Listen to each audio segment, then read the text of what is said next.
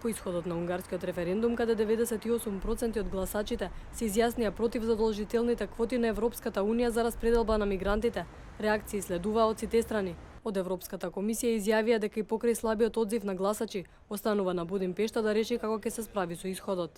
Ја почитуваме демократската волја на унгарците. Сметаме дека сега останува на унгарскиот парламент да се справи со исходот на референдумот.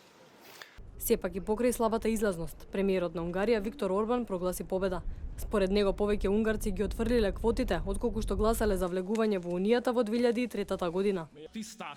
Референдумот покажа што сакаат унгарците. Унгарија одлучи. 98% од оние кои учествуваа се изјаснија дека правото за одлучување припаѓа на Будимпешта и мора да се бориме за тоа право. Жителите на Будимпешта пак се со поделени мислења. Се работи за еднината на нашата земја. Луѓето требаа да гласаат за еднината на нашите деца, а сепак толку многу луѓе се премногу мрзливи за да излезат и да гласаат. Според мене треба да се засрамат. Ова беше очекувано и покрај се луѓето размислуваат трезвено, што никогаш не сум го видел, и покрај тоа што имам 86 години. Од опозицијската партија на Унгарија Јобик ја критикуваат одлуката на Орбан, истакнувајќи дека тој веќе ја загубил битката.